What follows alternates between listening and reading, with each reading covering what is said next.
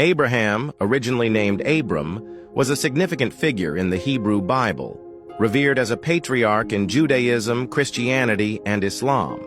According to the biblical narrative found in the book of Genesis, Abraham was born in Ur of the Chaldees in Mesopotamia to a man named Terah. Terah had 3 sons, Abram, Nahor, and Haran. Haran died early, and Abram married Sarai, who was later renamed Sarah. Sarai was barren, unable to have children. God called Abram to leave his homeland and go to a land that he would show him. In obedience, Abram left Ur with Sarai and his nephew Lot, and settled in Haran for a time. After Terah's death, God again spoke to Abram, promising to make him into a great nation, bless him, make his name great, and bless all the families of the earth through him. Abram obeyed, journeying to the land of Canaan, which God promised to give to his descendants. During his life, Abram faced many trials and made several journeys. At one point, due to famine in Canaan, he traveled to Egypt.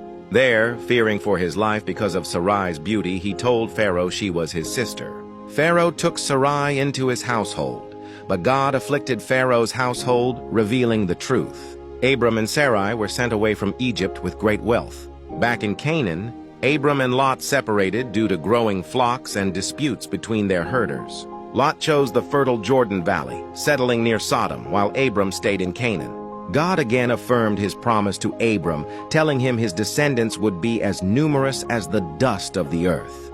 When Lot was captured during a regional war among kings, Abram led a successful rescue mission with 318 trained men. Afterward, he was blessed by Melchizedek, king of Salem and priest of God Most High.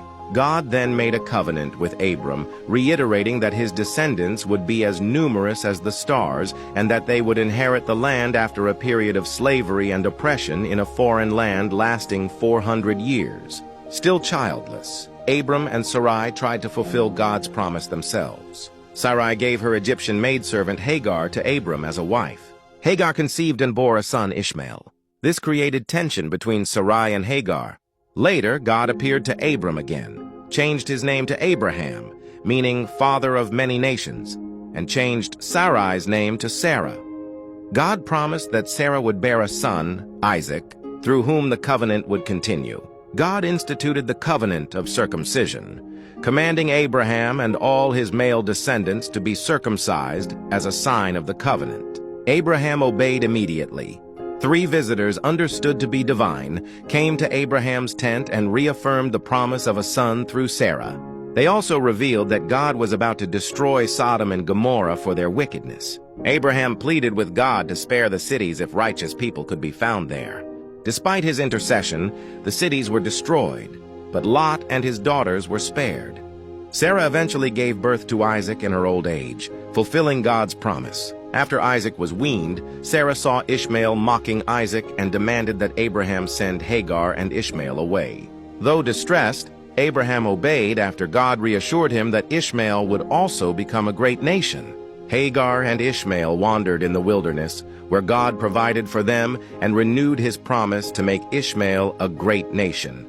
In one of the most defining moments of his faith, Abraham was tested by God, who asked him to sacrifice Isaac. Abraham obeyed, taking Isaac to Mount Moriah and preparing to sacrifice him. At the last moment, God stopped him and provided a ram as a substitute offering, affirming Abraham's faith and obedience. Later, Sarah died at the age of 127, and Abraham purchased a burial site, the cave of Machpelah in Hebron. He buried Sarah there. Abraham then sought a wife for Isaac, sending his servant to his homeland. The servant, through divine guidance, found Rebekah, who agreed to marry Isaac. Abraham had other children through Keturah, whom he married after Sarah's death. These children became ancestors of various nations, but Abraham gave Isaac all he had and sent the other sons away to the east. Abraham died at the age of 175 and was buried by Isaac and Ishmael beside Sarah in the cave of Machpelah. His life was marked by faith, obedience, and a deep relationship with God, and he is honored across the Abrahamic religions as the father of nations and a model of faith.